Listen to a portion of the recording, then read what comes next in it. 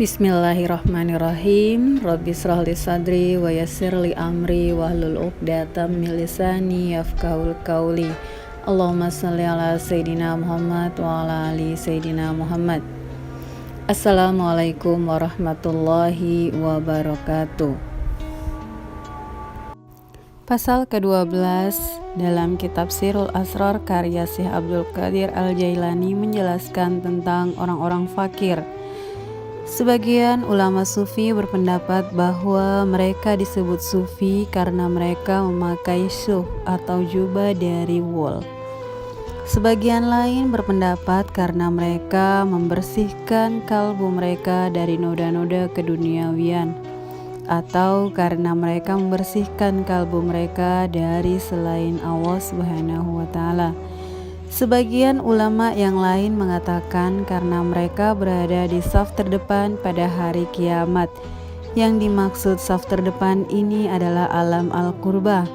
Karena alam ini sesungguhnya ada 4, yaitu alam mulki, alam malakut, alam jabarut, alam lahud, dan alam hakikah. Begitupun ilmu ada 4, yaitu syariat, ilmu tarekat, ilmu ma'rifat, dan ilmu hakikat. Roh pun ada 4, yakni roh jismani, roh ruwani, roh sultani, dan roh qudsi. Tajalli pun ada 4, yaitu tajalli atsar, tajalli af'al, tajalli sifat, dan tajalli zat. Akal pun ada 4, yaitu akal ma'asyi, akal ma'adi, akal zamani, akal kulli. Manusia memiliki tingkatan masing-masing sesuai dengan penerimaannya terhadap 4 alam yang disebut di atas, yakni dalam tingkatan ilmu, tingkatan roh, tingkatan tajalli, dan tingkatan akalnya.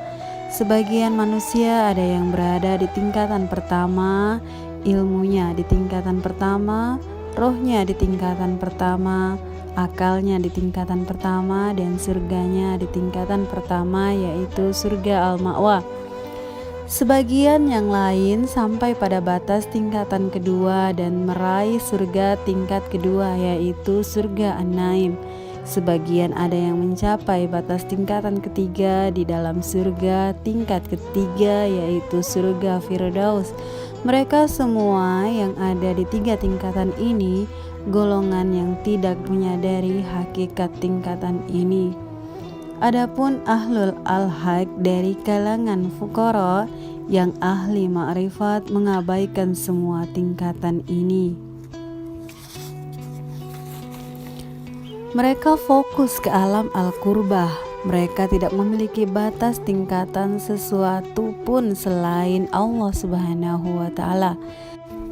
Mereka berprinsip pada ayat Allah Subhanahu wa Ta'ala. Kembalilah kepada Allah, Quran Surat Az-Zariyat. Sebagaimana sabda Rasulullah SAW bahwa dunia dan akhirat keduanya haram bagi ahlullah. Haram yang dimaksud di sini bukan berarti keduanya diharamkan atau dilarang oleh syariat untuk mereka, tetapi mereka mengharamkan diri untuk tidak mengejar dan bergantung pada keduanya dengan mencintainya. Sebab mereka berkata, kami ini makhluk yang diadakan, dunia dan akhirat juga diadakan. Bagaimana yang diadakan mencari yang diadakan? Mestinya yang diadakan mencari yang mengadakan. Allah Subhanahu wa Ta'ala berfirman dalam hadis qudsi, mahabbahku adalah mahabbahnya fuqara. Nabi SAW bersabda, fakir adalah kebanggaanku. Fakir yang dimaksud di sini bukanlah fakir yang kita ketahui. Fakir di sini adalah senantiasa membutuhkan Allah Subhanahu wa Ta'ala dan meninggalkan selain Allah Subhanahu wa Ta'ala. Seperti nikmat-nikmat duniawi dan ukhrawi. Maksudnya adalah fana fillah, fana di dalam Allah, sehingga tidak ada sesuatu pun selain Allah Subhanahu wa Ta'ala di dalam dirinya yang dia pertahankan demi kenikmatan diri. Kalbunya tidak menampung apapun selain Allah Subhanahu wa Ta'ala dan mahabbatullah. Sebagaimana Allah Subhanahu wa Ta'ala berfirman dalam hadis qudsi, "Bumiku tidak mampu menampungku dan juga langitku. Adapun yang mampu menampungku adalah kalbu hambaku yang mukmin." Maksudnya adalah mukmin yang kalbunya bersih dari sifat-sifat manusiawi dan bersih dari selain Allah Subhanahu wa Ta'ala. Sehingga sebagai kebalikannya, ia pun mampu menampung Allah di dalam kalbunya. Abu Yazid Al-Bustami berkata, jika arsnya yang dikelilingi diletakkan di sudut kalbu ahli makrifat, dia tidak akan merasakannya. Siapa yang mencintai para kekasih Allah itu, maka akan bersama mereka di akhirat. Adapun tanda bahwa seseorang mencintai mereka adalah senang berguru kepada mereka dan merindukan jumpa dengan Allah. Allah Subhanahu wa Ta'ala berfirman dalam hadis qudsi, "Betapa lama orang-orang baik menahan rindu jumpa denganku, namun aku lebih rindu berjumpa mereka." Adapun pakaian orang fakir ada 3 jenis sebagaimana yang telah dijelaskan pada pasal 6. Suf al-ghanam atau bulu domba untuk pemula, suf al-mazi bulu kambing untuk tingkat menengah, dan suf al-mar'as bulu yang paling halus bagi tingkat terakhir. Pengarang tafsir Al-Majma' berkata, bagi ahli zuhud yang sesuai untuk mereka adalah segala jenis makanan, minuman, dan pakaian yang kasar karena mereka masih pemula.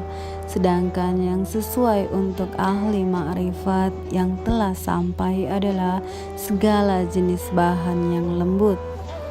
Amal mereka pun berbeda-beda. Amal pemula masih berubah-ubah antara yang terpuji dan tercela. Di tingkat menengah berubah-ubah antara berbagai akhlak terpuji seperti perubahan antara cahaya syariat, tarekat, dan ma'rifat. Pakaiannya pun berbeda-beda seperti putih, biru, dan hijau. Amal orang-orang di tingkat akhir tidak mengalami perubahan sama sekali seperti sinar matahari yang cahayanya tidak pernah berubah. Begitu pula warna pakaian mereka adalah warna yang tidak menerima warna lain seperti warna hitam. Hitam sendiri adalah simbol fana. Hitam ibarat cadar yang menutupi cahaya ma'rifat mereka seperti malam yang menjadi cadarnya sinar matahari. Sebagaimana Allah Subhanahu wa Ta'ala berfirman, "Dan kami jadikan malam sebagai pakaian dan kami jadikan siang untuk mencari penghidupan." Quran Surat An-Naba. Di dalam ayat ini tergantung isyarat yang halus bagi orang-orang yang memiliki akal dan ilmu yang mendalam. Demikianlah halnya ketika ahli al-qurba di dunia merasa mereka seperti di penjara, terasing, bingung, menderita, tersiksa, sengsara, dan gelap, sebagaimana sabda Rasulullah SAW, "Dunia adalah penjara bagi orang beriman, maka pakaian yang layak untuk menyimbolkan kegelapan tersebut adalah pakaian berwarna gelap." Dalam hadis sahih disebutkan bahwa Nabi SAW mengenakan pakaian hitam dan berserban hitam. Baju hitam ini adalah baju untuk orang yang tertimpa ujian dan orang yang bertakziah. Sebagaimana ahlu al-qurba juga tertimpa ujian berupa mendapat cahaya untuk menerima penyaksian, penyingkapan, dan muayyana yang tertimpa musibah berupa kematian untuk kehidupan yang kekal yang berisi rindu, cinta, roh al-qudsi, martabat al-qurbah, dan wusul. Semua itu adalah musibah-musibah yang paling berat bagi ahlu al-qurbah. Oleh sebab itu harus diperingati dengan mengenakan pakaian takziah sepanjang usia. karena ahlu al-qurba harus meninggalkan manfaat ukhrawi menuju derajat yang lebih tinggi. Bagi perempuan yang ditinggal mati suaminya, Allah Subhanahu wa Ta'ala memerintahkan agar mengenakan pakaian berkabung selama 4 bulan 10 hari dengan meninggalkan manfaat duniawi. Adapun waktu untuk berkabung dengan menjauhi manfaat ukhrawi tidak terbatas. Nabi Shallallahu Alaihi Wasallam bersabda, orang yang paling berat ujiannya adalah para nabi, lalu orang yang derajatnya setingkat di bawahnya dan seterusnya. Beliau juga bersabda, orang-orang yang ikhlas dalam kekhawatirannya yang besar, ini semua sifat kefakiran dan fana. Di dalam sebuah kabar disebutkan, fakir atau menggantungkan diri hanya kepada Allah adalah muka hitam di 2 dunia dan akhirat. Arti dari muka hitam adalah tidak dapat menerima warna selain cahaya zat Allah. Adapun hitam sama halnya dengan tai lalat di wajah orang rupawan yang dengannya bertambah keelokan dan manisnya. Bila ahlu al-qurba melihat jamaliyah Allah Subhanahu wa Ta'ala, maka setelah itu mata basira mereka tidak lagi menerima cahaya selain Allah. Mereka tidak akan melihat selain Allah Subhanahu wa Ta'ala dengan mahabbah, karena kekasih dan pencarian mereka hanyalah Allah di dunia maupun di akhirat. Mereka tidak memiliki tujuan selain Allah, karena prinsip mereka Allah Subhanahu wa Ta'ala menciptakan manusia agar mengenal dan sampai kepadanya. Maka kewajiban manusia adalah mencari tujuan penciptaannya di dunia dan di akhirat, agar tidak menyia-nyiakan umur untuk sesuatu yang tidak berguna, dan agar tidak menyesal selamanya setelah kematian akibat menyia-nyiakan usia.